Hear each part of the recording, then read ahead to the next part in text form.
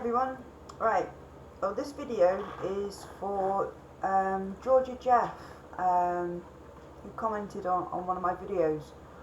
I think it was the Amber Heard body language video, or let's check actually. Was it the trigger one? Oh no, yes it was body language. Now, she put, I have a friend who suffers from PTSD. I'd be very interested to know about how I could help and how to be around them when they are triggered. That's brilliant. It's amazing that you're actually wanting to help your friend. Is there any advice that you could have that relates to specific characteristics of your friends who have a relaxing and calming influence? Is it best to stay quiet? That sort of thing. Right. Now it's a very wide subject. It all depends on what the triggers are. It could be a multitude of things that they've been triggered from. Now I suppose the best thing to do straight away is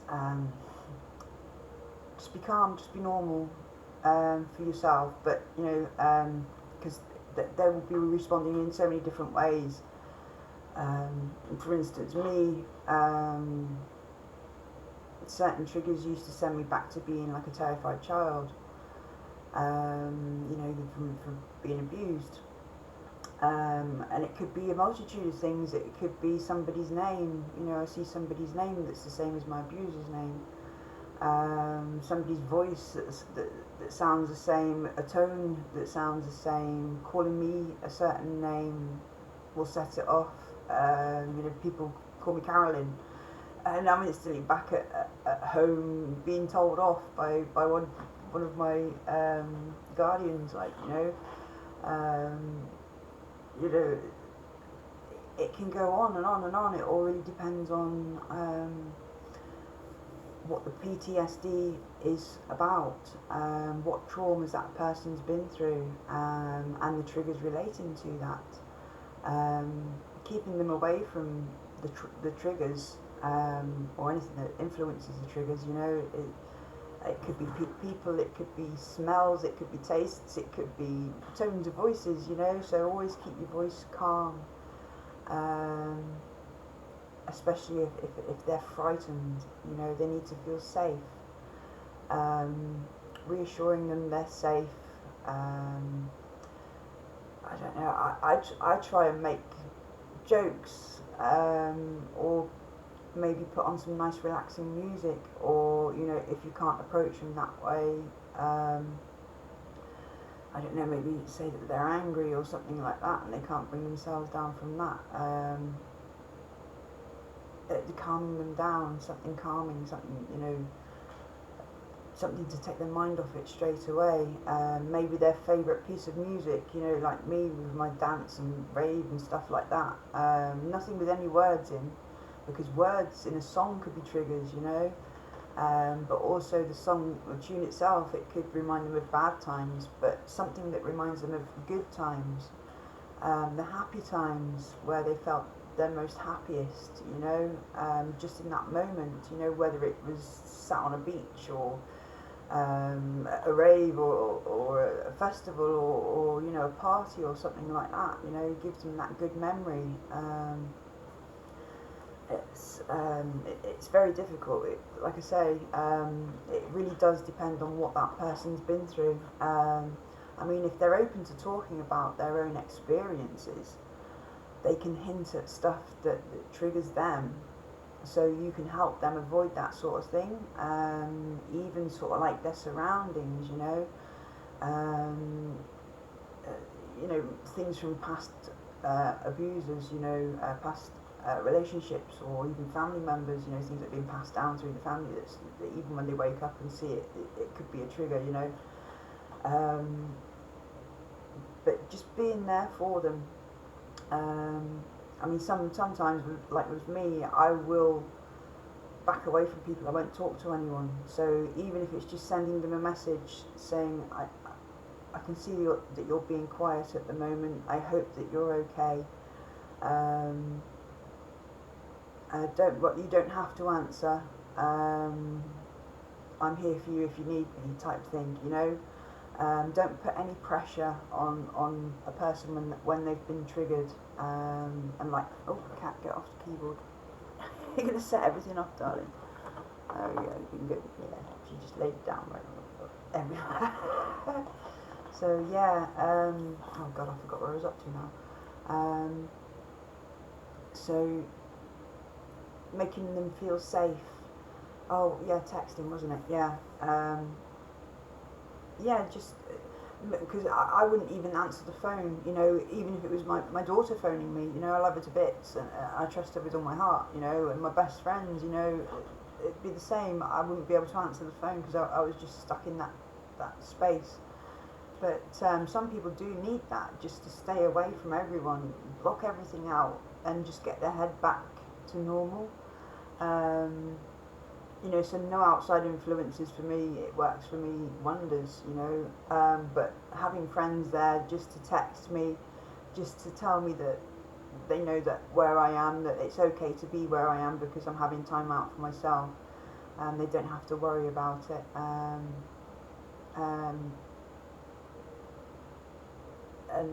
you know, they're there for me when I feel better, that I can talk or open up a bit, or you know, feel I can deal with things again.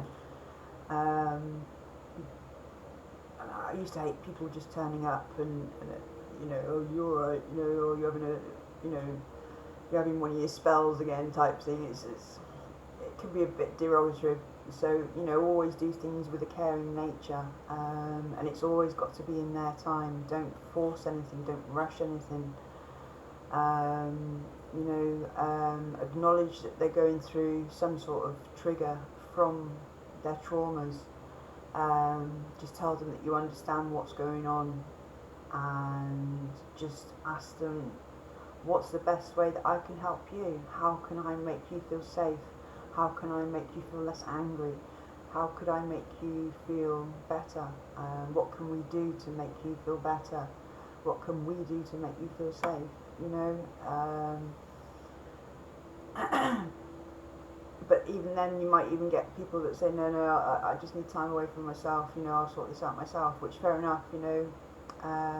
But then again, just give them the support, you know, every day. Just send them a little text, hey,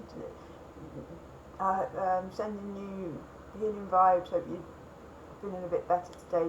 Don't worry if you're not, you know, in your own time you will do. Well, no, don't put you will do eventually, because people can back down to that, go, no, and you don't know what I'm going on about, and stuff like that, you know, it can trigger something else. So try and make it very neutral but supportive, because even sometimes when you this is how complicated it is. Sometimes just even the wording can trigger someone.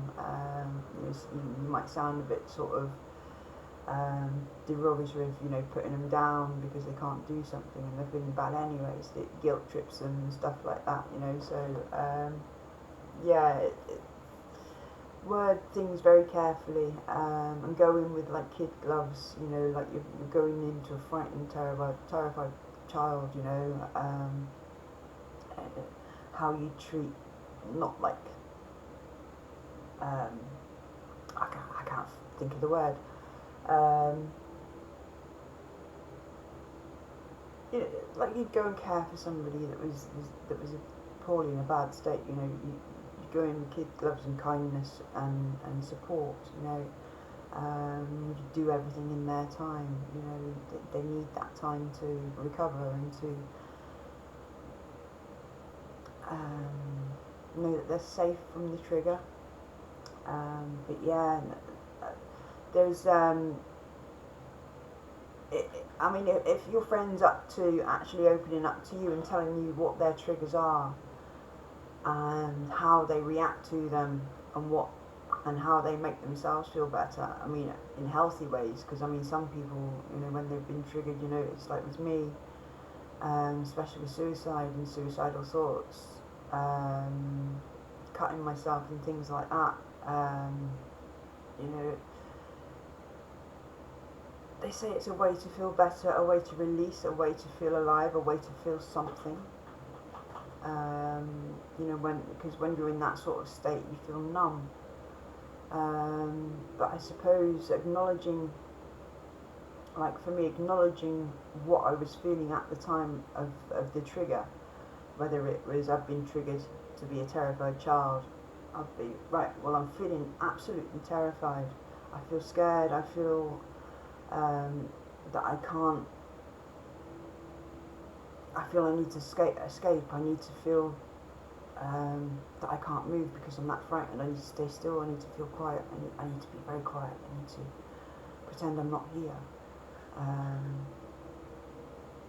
And I need to feel not frightened, I need to feel safe, I need to feel loved, I need to feel cared for, I need to feel nurtured, you know. So that's the two sides of it. You've got the feelings of what's wrong, and then you've got the feelings of what will make it right. And it's all feelings.